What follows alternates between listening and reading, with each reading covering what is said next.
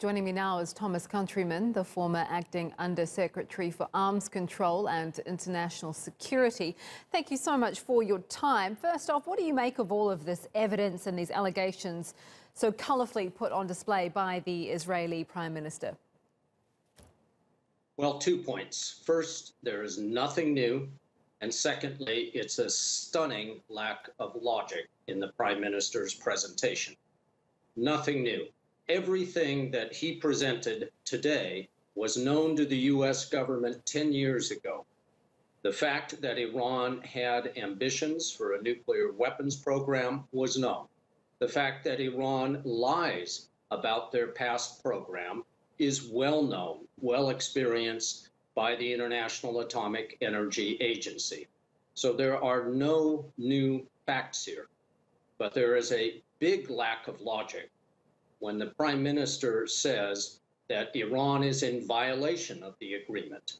There is nothing that he gave that said Iran has done something recently that violates the agreement.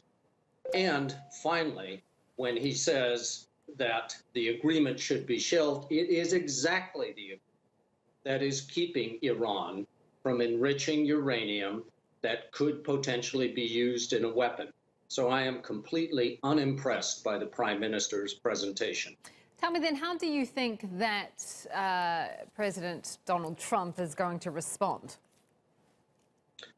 Well, I think he always responds positively to Mr. Netanyahu. They have very much in common in terms of their attachment to ethics and truth.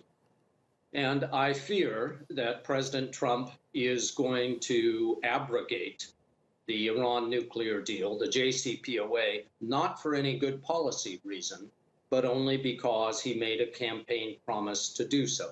And the result will be no constraint whatsoever on Iran's nuclear activity. What do you think then should be done? Do you think that the deal should be kept in its current form or amendments made to it? You can't make an amendment to an agreement among 7 parties without involving all 7 parties.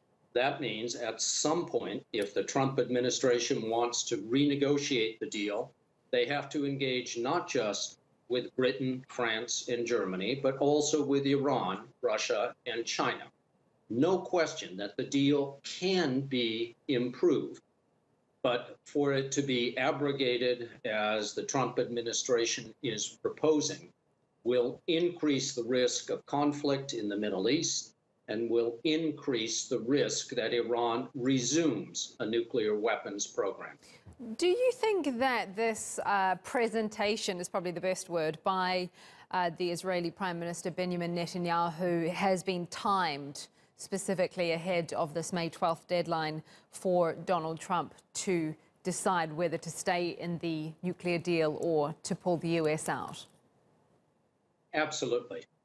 As I said, there is no new information in his presentation that was not already known to the United States. So it's an effort to use the one medium by which President Trump gathers information, that is dramatic television, in order to influence the decision that he must make by May 12th. Good to have your analysis. Thank you so much for that. That is Thomas Countryman, the former acting Under-Secretary for Arms Control and International Security.